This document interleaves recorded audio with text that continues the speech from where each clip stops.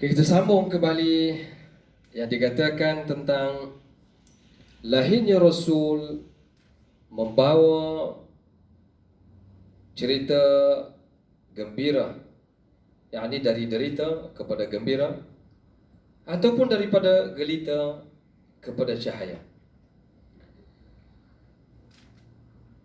Ibu-ibu, ayah-ayah mungkin yang bersama-sama dengan anak-anak ketika ini untuk menonton perbincangan kita berkenaan dengan kelahiran Rasulullah sallallahu alaihi wasallam. Baik, lazimnya kelahiran Rasulullah sallallahu alaihi wasallam kita buat perarakan yang begitu besar-besaran lah di seluruh Malaysia. Ada negara-negara lain juga turut sama-sama mengadakan perarakan. Alhamdulillah, dengan penuh semangat, dengan penuh rasa kecintaan, ada buat perarakan dengan berpakaian, dengan slogan-slogan yang dibawa bersama. Seterusnya berselawat sepanjang jalan buat perarakan bagi menandakan kecintaan kepada Nabi Muhammad sallallahu alaihi wasallam. Jadi dalam kita mencintai Nabi sallallahu alaihi wasallam, sekadar kita mengatakan cinta bersalawat sahaja tidak memadai, tidak cukup. Apa dikatakan tidak memadai dan tidak cukup? Kerana bagi kita Rasulullah sallallahu alaihi wasallam itu diutuskan sebagai rahmat bagi sekalian alam. Sebagaimana Allah Ta'ala sebut, "Wa ma arsalnaka illa rahmatan lil alamin." Kata Allah, dan tidak kami mengutuskanmu, yakni engkau wahai Muhammad, melainkan untuk menjadi rahmat bagi sekalian alam. Selain pada itu, disebutkan juga Muhammad, yakni Rasulullah, adalah sebaik-baik antara manusia yang paling baik akhlaknya. Ini tujuan apa Allah Subhanahu wa taala menegaskan dalam Al-Quran begini, adalah untuk membuktikan kepada kita bukan sekadar mengenang hari kelahiran Nabi. Sebaliknya, kita kena ikut tingkah laku, sifat-sifat yang ada pada Nabi, akhlak yang ada kepada Nabi. Itu yang wajib kita ikuti. Jadi, selain daripada kita memperingati kelahiran Nabi Muhammad sallallahu alaihi wasallam seperti kelaziman saban tahun kita laksanakannya, alangkah sayukianya kita mengambil ibrah daripada kepimpinan baginda untuk menangani isu besar yang sedang kita hadapi di saat ini. Ini termasuk juga permasalahan dalam ngurus wabak penyakit, menangani krisis ekonomi yang meruncing, serta menyelesaikan isu perpecahan yang serius yang sedang melanda masyarakat kita pada hari ini. Baik tuan-tuan hadirin muslimin, muslimat, anak-anak, adik-adik dan kasih sekalian. Jadi ibrah yang dapat kita petik pada pagi ini, pasakan pertama yang saya nak kongsi dengan adik-adik dan anak-anak, Ustaz nak kongsi dengan tuan-tuan dan puan-puan, adik-adik, anak-anak sekalian, iaitu bagaimana kita nak melandaikan teluk jangkitan COVID-19 dalam usaha meratakan lengkung jangkitan COVID-19 yang saban hari menunjukkan kes-kes baru yang semakin menambah. Bertambah sekarang ini, petunjuk oleh Nabi SAW perlu diberi perhatian serius. Tuan-tuan, kenapa saya kaitkan dengan perkara ini? Kita lihat, ya, kalau tidak dikaitkan dengan perkara ini, kita bimbang juga. Ya, kita sibuk bicara tentang kelahiran Nabi, sedangkan perkara-perkara seperti ini pun juga telah dicerita oleh Nabi sallallahu alaihi wasallam. Ya, ini ibrahnya. Ibrahnya antaranya apa yang Nabi ajar kepada kita, di mana Rasulullah sallallahu alaihi wasallam sendiri pun pernah berceritakan dalam hadisnya sejak 1400 tahun yang dahulu, di mana pesuruh Allah ini telah pun mengajar prosedur operasi standard ataupun disebut sebagai SOP yang terbaik untuk mengelak penyakit berjangkit seumpama wabak COVID-19. Kalau zaman dahulu tuan-tuan, taun, ya, kusta dan sebagainya, yang merebak, yang menyerang masyarakat umat manusia pada ketika itu. Bagaimana Rasulullah mengajar kita?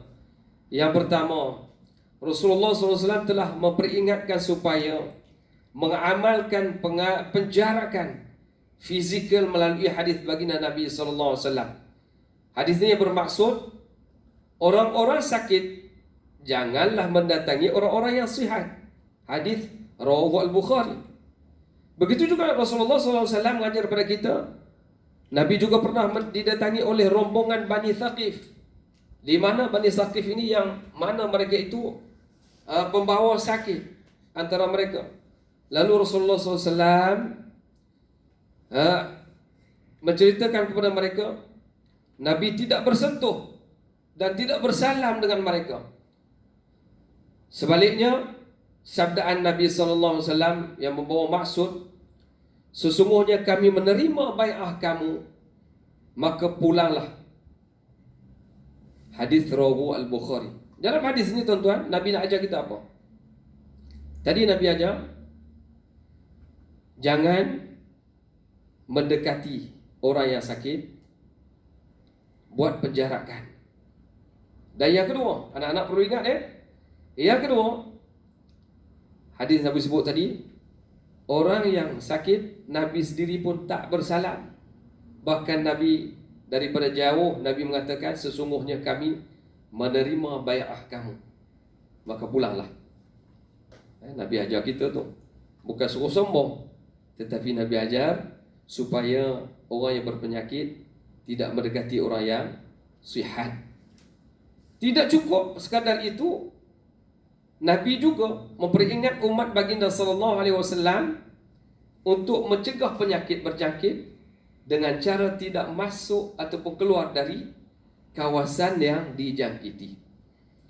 Di mana Nabi bersabda yang memberi makna, apabila kamu mendengar di sesuatu tempat yang ada penyakit, janganlah kamu pergi ke situ. Manakala jika wabak itu berlaku di tempat kamu, jangan pula keluar daripadanya. Hadis rawahu Al-Bukhari. Bagaimana Nabi ajar kita daripada ibrahnya? Ya, daripada pengajaran hadis ini Rasulullah nak mengatakan kepada kita dalam kehidupan anak-anak, adik-adik sekalian, ya, kalau kita mendengar satu kawasan itu ada sakit, jangan kita pergi. Dan begitu juga kalau kita sedikit tempat kita ada sakit, jangan kita keluar. Sama dengan SOP yang dilaksanakan di Malaysia pada hari ini. Hampir sama kan? Apakah kita rujuk kepada kata-kata orang barat? Tidak juga tuan-tuan. Hari ini berselisih faham antara kita.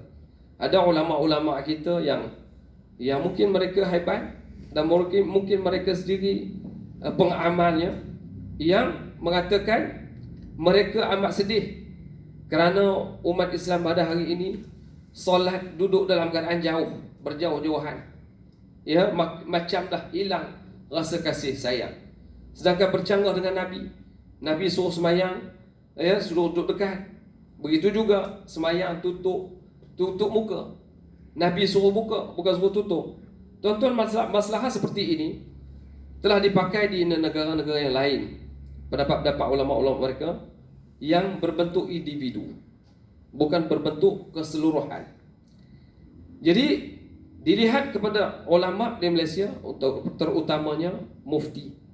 Saya tertarik dengan sahabat saya ataupun guru saya juga, Ustaz Abdul Somad. Bagaimana kata beliau, sekiranya pendapat aku ini bercanggah dengan pendapat mufti, sila ambil pendapat aku, buang di dalam tong sampah. terima pendapat yang lebih baik, antaranya pendapat mufti, kerana mufti itu berada dalam waqi'nya, dalam masyarakatnya, fatwa mengikut masyarakatnya. Jadi ambillah pendapat aku, buang tu sampah. Jadi begitu tahu Allah. Kenapa kita buat satu isu yang bercanggah? Sedangkan Nabi mengajar di sini bahawa kalaulah kita dalam keadaan suasana hari ini, ya, penyakit yang merebak begini, maka kita cuba ambil, ya, kita ambil faham daripada maksud hadis ni. Bagaimana kata Nabi, kalaulah penyakit jauh di sana, di tempat lain, jangan kamu pergi. Sekiranya penyakit itu berada di tempat kamu, jangan kamu keluar, jangan jadi penyebar. Umpama maksudnya la darara wa la dirar, jangan bawa penyakit dan jangan beri penyakit pada orang. Itu di antara nasihat Rasulullah SAW daripada ibrah keadaan yang tertimpa pada dalam masyarakat kita pada hari ini. Begitu juga hadirin anak-anak yang dirahmati Allah Subhanahu Wa Taala sekalian, sambutan Maulid Rasul kali ini seharusnya meningkatkan azam kita untuk mematuhi sepenuhnya SOP. Sebelum ni kita banyak bicara tentang nak buat perarakan di mana, bagaimana kita nak buat, berapa ratus orang kita peruntukkan, dan berapa banyak kita nak keluarkan duit belanja setengah-setengah tempat, berbangga dengan apa yang ada itu. Sedangkan tuan-tuan sekalian, tahun ini agak berbeza. Tahun ini kita tidak boleh buat secara terbuka dan sambutan melalui YouTube begini saja, tuan-tuan dan anak-anak sekalian. Dan kita pun bergembiralah cara baru dengan norma-norma baru dan mengikut dan mematuhi SOP.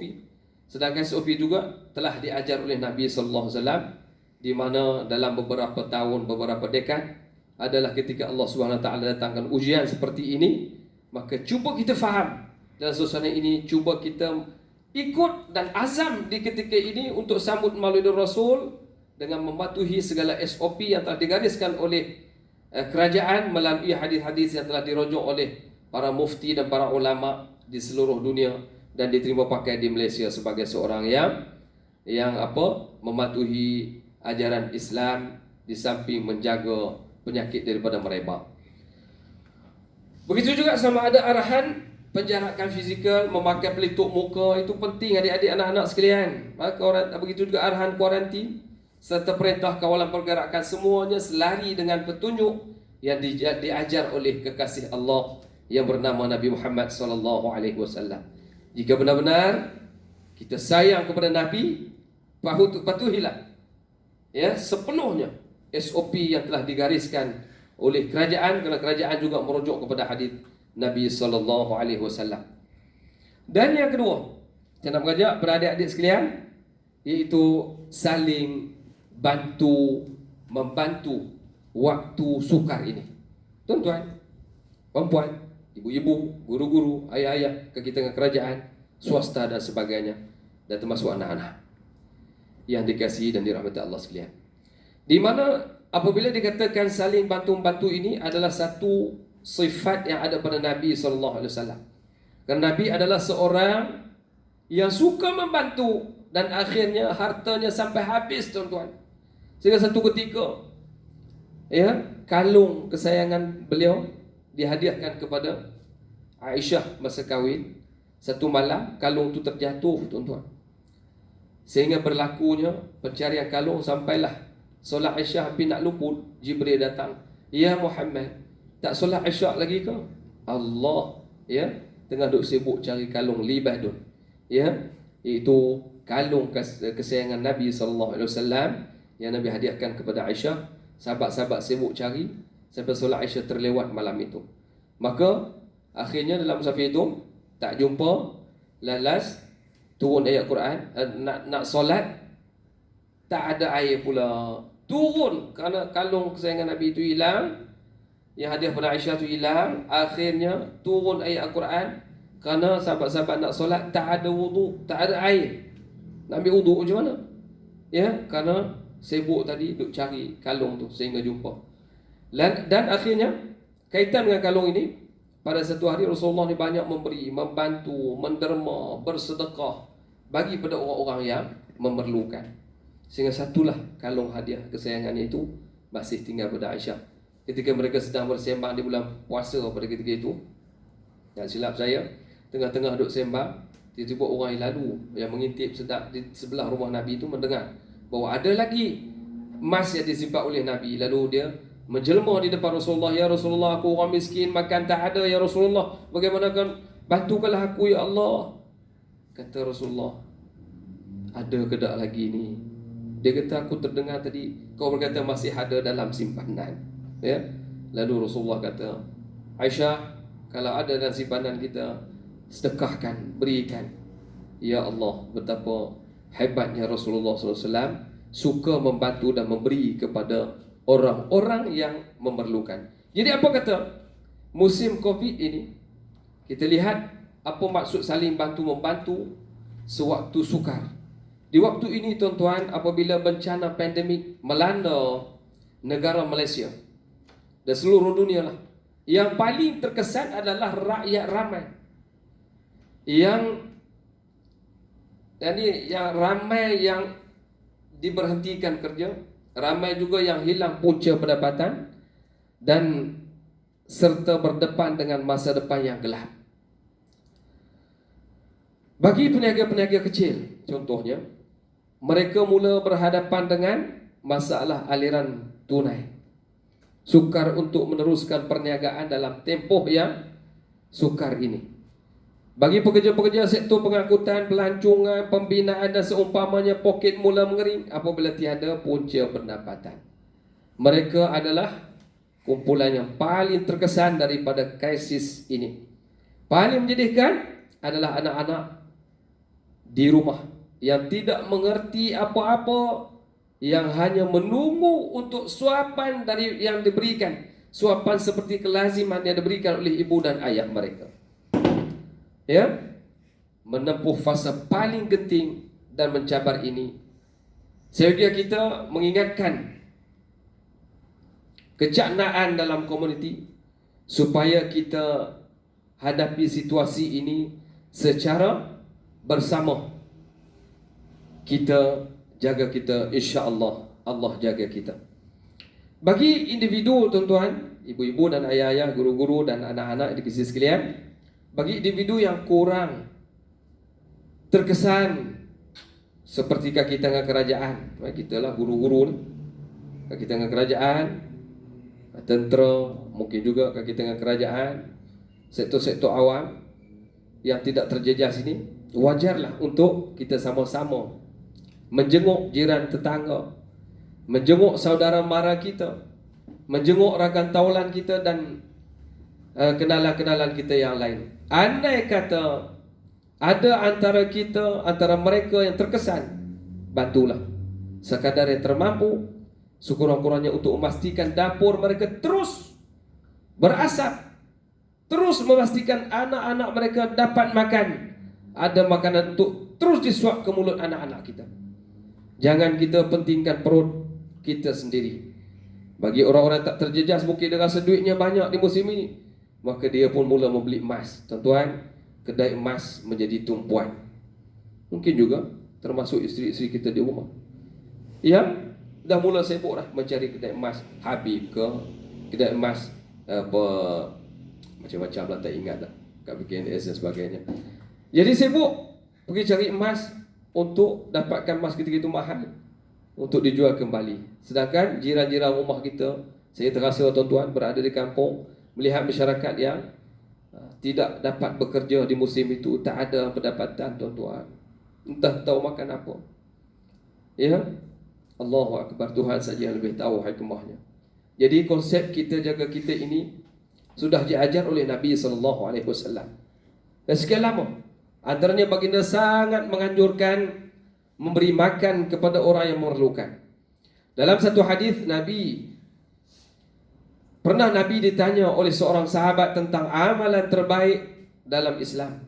Lalu baginda SAW bersabda, yang bermaksud supaya yakni memberi makan dan menyampaikan salam kepada orang yang dikenali ataupun tidak. Ya, kata Nabi SAW yang bersabda, bermaksud memberi makanan dan menyampaikan salam kepada orang yang dikenali ataupun tidak dikenali. Itu maksud daripada hadis diriwayatkan oleh Bukhari dan Muslim. Tidaklah terhenti di situ sahaja tuan-tuan, ibu-ibu dan ayah-ayah dan anak-anak sekalian. Dalam hadis-hadis diriwayatkan oleh Ibnu Sa'ad, begitu juga Al-Hakim, At-Tabrani, At-Tirmidzi, Ibnu Majah dan lain-lain lagi. Banyak sekali Nabi melaporkan, mempelopori amalan memberi makan kepada orang-orang lain, di mana konsep memberi makan dan menyampaikan salam diajar oleh Nabi SAW ini adalah manifestasi yang tertinggi untuk memupuk kita kecaknaan dalam masyarakat, khususnya untuk membantu golongan-golongan yang memerlukan. Sebab itu hadirin sekalian, mengambil pengajaran sepenuh sambutan Maulidur Rasul sallallahu alaihi wasallam tahun ini, sewajarnya segenap lapisan masyarakat mempertingkatkan tahap kecaknaan dalam komuniti untuk saling bantu-membantu, khususnya memenuhi ataupun kita menempuh tempoh sukar ini. Jika kita betul-betul mencintai Nabi seperti yang diulang setiap kali sambutan Maulidur Rasul, sewajarnya kita tidak akan ataupun kita tidak ada kita pasti tidak ada jiran tetangga kita berkelaparan, tidak ada anak-anak ke sekolah dengan poket kosong, tidak ada anak-anak yang pergi sekolah dalam keadaan nangis kerana tak dapat makan, dan tidak ada kenalan-kenalan nangis di penghujung malam di hambak resah yang tidak sudah. Dan yang ketiga, yang terakhir saya rasa, iaitu ibrah atau pengajaran yang perlu kita terapkan di saat ataupun di musim wabak yang merebak ini, iaitu bersatulah, inilah waktunya. Apa maksudnya? Tidak cukup dengan permasalahan penyakit dan ekonomi di Malaysia pada hari ini, maka Malaysia juga berhadapan dengan isu perpaduan yang sangat rapuh, bahkan meletup bila-bila masa sahaja, umpama bom jangka. Jadi perpecahan dalam kalangan rakyat semakin parah pasca pilihan raya umum baru-baru ini, PRU 2018. Perbezaan politik diheret ke dalam pelbagai segmen sosial yang menjadi sebab ataupun asbab pertelingkahan ini. Hadirin, anak-anak, guru-guru yang dikasihi sekalian, untuk melawan pandemik COVID-19 yang saban hari makin bertambah, kita tiada pilihan lain, sahabat-sahabat semua. Seluruh masyarakat perlu bersatu, perlu bersama, perlu bersatu hati, tanpa syarat. Hanya dengan bersatu kita akan terus kuat dan boleh menang. Semua pihak perlu menjunjung titah perintah Seri Paduka Baginda yang di-Pertuan Agong beberapa hari lepas supaya bersatu. Fokuskan usaha memerangi COVID-19 dan menangani ekonomi sebaiknya. Semua pihak perlu mengenepikan kepentingan pribadi dan puak. Dalam tempoh sukar ini, kita perlu meletakkan kepentingan rakyat dan negara sebagai keutamaan yang tertinggi, bukan kepentingan perpribadi dan juga kepentingan politik kita sendiri. Kunci utama kejayaan negara Madinah Al-Munawwarah adalah perpaduan yang telah disaksikan oleh Nabi SAW, sehingga negara menjadi masyhur di seluruh dunia, di mana Madinah ataupun nama asalnya Yathrib tidak dapat dibangunkan secara mapan sebelumnya kerana belenggu perpecahan. Golongan Aus dan Khazraj yang saling bermusuh-musuhan, berbunuh-bunuh sesama sendiri, bersalah fahaman sesama sendiri. Apabila sampainya Rasulullah ke Madinah dalam peristiwa hijrah, antara langkah awal Nabi adalah mempersaudarakan kedua-dua Bani Aus dan Bani Khazraj ini, ya, bagi utusan Allah yang agung. Maka Rasulullah SAW sangat memahami bahawa selagi rakyatnya berpecah belah, selagi rakyatnya tidak bersatu, selagi rakyatnya fikrah tidak sama, saling bertelagah sesama sendiri, negara Madinah tidak dibangunkan dengan jayanya. Hadirin, anak-anak, guru-guru yang dikasihi dan rahmati Allah sekalian, tidak cukup dengan mendamaikan kedua-dua puak tempatan yang bertelagah itu. Nabi terus memupuk perpaduan dengan mempersaudarakan golongan Muhajirin dan Ansar. Bermodalkan perpaduan yang utuh, hasil inisiatif Nabi inilah yang akhirnya Madinah berkembang maju menjadi pusat pegangan, menjadi pusat pegangan agama, menjadi pusat dagangan dan sosial yang tersohor di serantau dunia, yakni di seluruh dunia. Jika ingin melangkah lebih jauh mencapai tahap negara maju dengan acuan sendiri, Malaysia tiada pilihan lain, maka setiap warga perlu bersatu dengan hati yang terbuka, berlapang dada kerana Allah Subhanahu wa taala. Sebarang perbezaan perlu diurus secara matang dan sejahtera. Variasi bukan alasan untuk tidak bersatu. Bahkan variasi itulah simbol yang memperkenalkan Malaysia pada mata dunia. Semangat kita, semangat sambutan Maulidur Rasul, Maulid Nabi pada tahun ini perlu dijadikan asbab paling kuat untuk kita mengukuhkan perpaduan seperti yang disarankan oleh baginda Nabi SAW, khususnya untuk berdepani yakni pandemik COVID-19 dan kesengsaraan ekonomi sekarang. Hadirin, anak-anak, murid-murid dan kasihan yang dirahmati Allah sekalian, Ustaz, setakat itu dulu. Ya, 3 kata kunci tadi. Ya, yang pertama, kita kena musim COVID ini sama-sama kita melandaikan keluk jangkitan ini. Dan yang kedua, kita kena sama-sama saling bantu-membantu, ya, musim COVID ini. Dan yang ketiga, bersatu, ya, bersatu hati, berlapang dada walaupun bagi berbagai-bagai pandangan politik, untuk sama-sama kita laksanakan dalam kehidupan kita ini. Kerana kehidupan kita pada hari ini amat memerlukan kesatuan ini, bantu-membantu dan mencegah penyakit. Dan Ustaz rasa sekat itu dulu perbincangan kita pada petang ini, kerana masa tidak mengizinkan pada pagi ini, kerana masa tidak mengizinkan. Mudah-mudahan Allah Subhanahu wa taala berkati majlis maulid kita pada tahun ini. Walaupun suasananya agak berbeza, kita terpaksa mengikut norma baru. Ya, sebelum ini kita mengikut ataupun kita mengadakan perarakan yang penuh rasa meriah sekali. Tahun ini kita meriahkan dalam suasana yang berbeza. Mungkin kita hanya melihat dari YouTube dengan perasaan dan rasa kecintaan pada Nabi.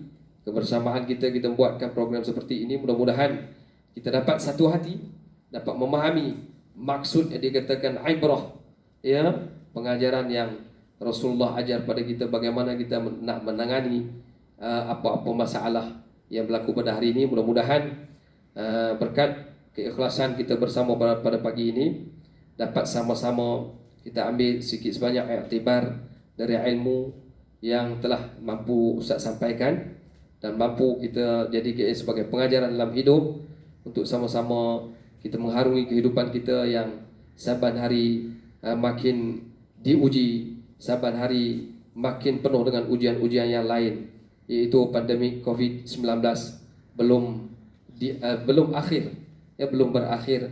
Jadi kita perlulah sama-sama bersatu, bersama-sama kita tangani penyakit ini, bersama dengan kita menghayati apa yang diajar oleh Nabi sallallahu alaihi wasallam. Mudah-mudahan kita dapat manfaat daripada apa yang kita bincang pada petang ini. Segala yang baik pada Allah Subhanahu wa taala, terkurang untuk kelemahan diri saya dan kita semua sebagai hamba Allah Subhanahu wa taala. Aqulu qawli hadza astaghfirullahal azim li wa lakum. Wassalamu alaikum warahmatullahi wabarakatuh.